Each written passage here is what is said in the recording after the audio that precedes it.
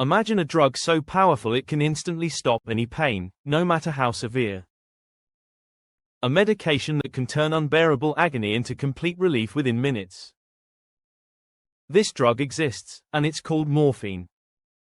Yet here's the shocking truth: doctors are absolutely terrified to prescribe it. We're talking about the most effective painkiller ever discovered, but it's also become the most feared medication in modern medicine.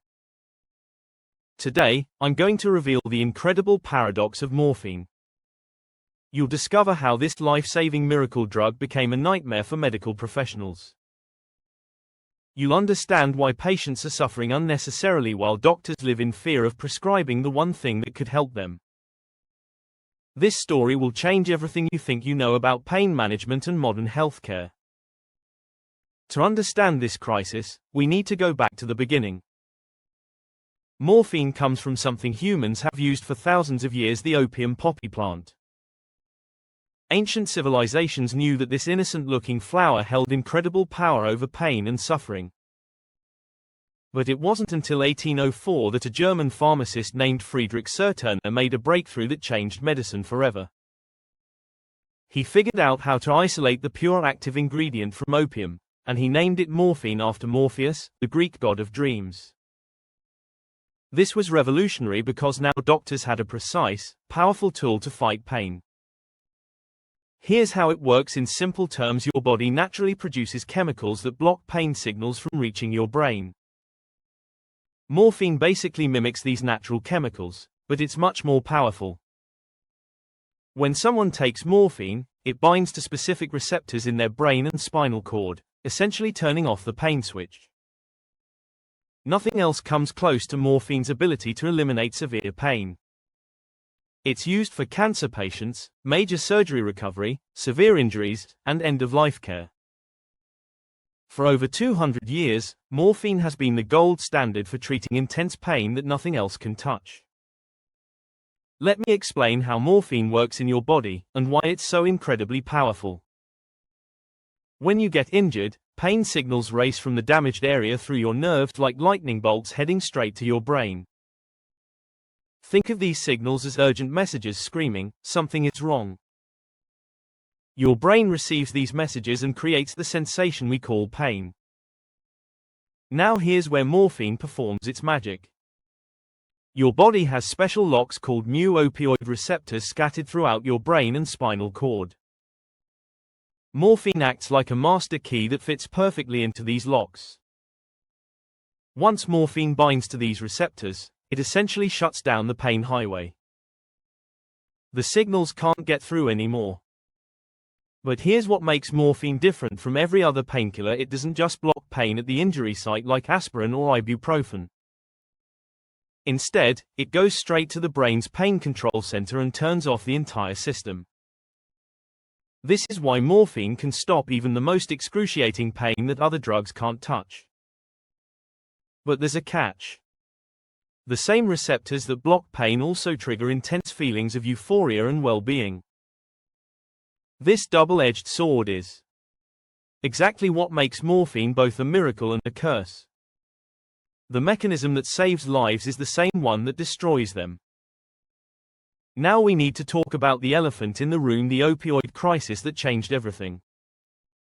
The numbers are absolutely staggering and heartbreaking. Since 1999, over 500,000 Americans have died from drug overdoses, with prescription opioids playing a major role in starting this nightmare. Here's how it happened. In the 1990s, pharmaceutical companies convinced doctors that patients were suffering unnecessarily from undertreated pain. They pushed powerful opioids like oxycodone, claiming they weren't addictive when used for medical purposes. Doctors, wanting to help their patients, started prescribing these medications more freely. Morphine, being the original and most potent opioid, was part of this wave. But then something terrible happened. Patients who started with legitimate prescriptions for surgery or injuries found themselves unable to stop taking the pills. When their prescriptions ran out, some turned to cheaper street alternatives like heroin and later fentanyl. The prescription opioid epidemic evolved into a full-blown public health catastrophe. Media coverage showed grieving families, overdose statistics climbed higher each year, and public outrage reached a boiling point. The government responded with massive crackdowns, new regulations, and criminal prosecutions of both drug companies and doctors. Suddenly, the medical community found itself under intense scrutiny for prescribing the very medications they had been told were safe and necessary. Today, doctors live in absolute terror when it comes to prescribing morphine and other opioids.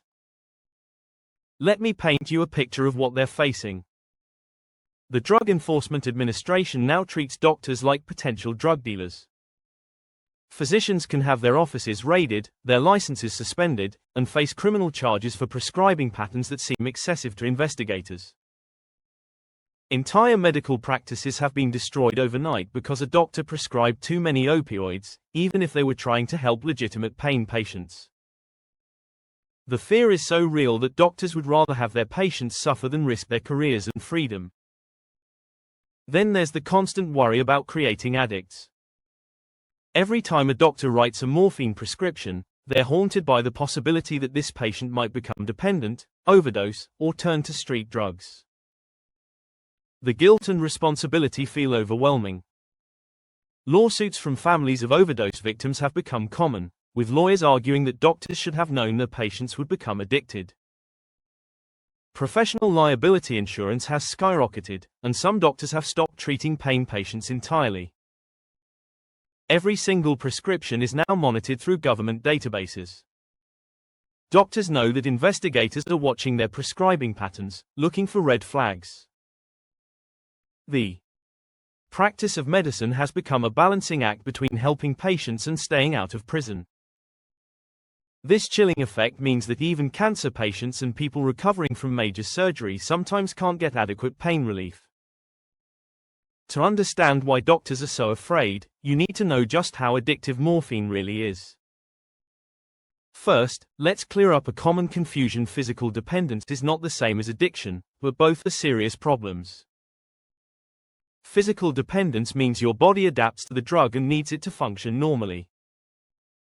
Anyone who takes morphine regularly for more than a few days will become physically dependent.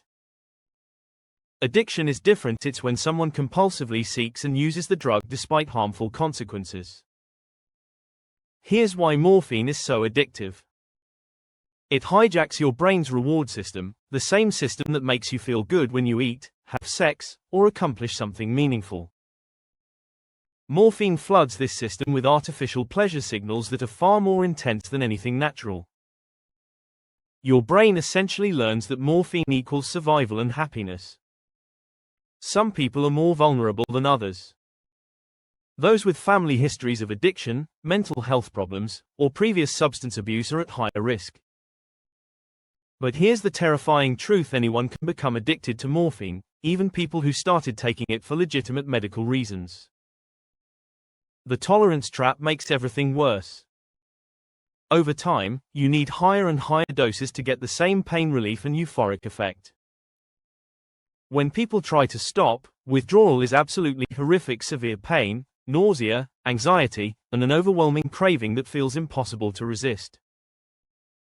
Studies show that about 10% of people who use prescription opioids will develop an addiction disorder. Here's where this story becomes truly heartbreaking. In our rush to solve the opioid crisis, we've created another crisis: the systematic undertreatment of legitimate pain. Cancer patients are suffering unnecessarily because doctors are afraid to prescribe adequate doses of morphine. Imagine being in the final stages of cancer, experiencing pain so severe that you can't sleep, eat, or even think clearly, but your doctor won't give you enough morphine because they're terrified of government scrutiny. People recovering from major surgeries, joint replacements, heart operations, trauma injuries are being sent home with inadequate pain medication. Some are given non-opioid alternatives that simply don't work for severe pain. The pendulum has swung from overprescribing in the 1990s to dangerous underprescribing today. Chronic pain patients who have been stable on opioid therapy for years are suddenly being cut off by doctors who no longer want to take the risk. Many of these patients have tried every other treatment option without success. When their medications are stopped abruptly, some turn to street drugs out of desperation, ironically contributing to the very problem we're trying to solve. Palliative care and hospice workers face impossible ethical dilemmas. Their job is to ensure comfort and dignity at the end of life, but they're constrained by regulations designed to prevent addiction in people who are dying anyway. The quality of life versus addiction risk calculation becomes absurd when patients have weeks or months to live but are denied adequate pain control because of addiction fears. Let me show you what it's actually like for doctors and patients dealing with morphine prescriptions. Today, doctors must follow incredibly strict guidelines that treat every pain patient like a potential addict. Before prescribing any opioid, physicians are required to check government databases to see if patients are getting medications from other doctors. They must conduct risk assessments, discuss alternative treatments, and document everything exhaustively. Prescription monitoring programs track every single pill prescribed and dispensed. If a patient fills their prescription even one day early, red flags go up in the system. Many doctors now require patients to sign contracts promising not to abuse their medications, seek drugs from other sources, or share their pills with anyone else. Random drug testing has become routine. Patients must prove they're taking their prescribed medications and nothing else. The bureaucracy is overwhelming. Simple prescription renewals that once took minutes now require lengthy appointments, multiple forms, and constant justification. The doctor-patient relationship has been fundamentally altered. Instead of trust and collaboration, there's suspicion and surveillance. Patients feel like criminals for needing pain medication, while doctors feel like they're under constant investigation. Many physicians have simply stopped prescribing opioids altogether, referring all pain patients to specialists who may not be available or may have months-long waiting lists. The human cost of this system is immeasurable. Real people with real pain are caught in a web of regulations designed to prevent abuse but that often prevents legitimate medical care.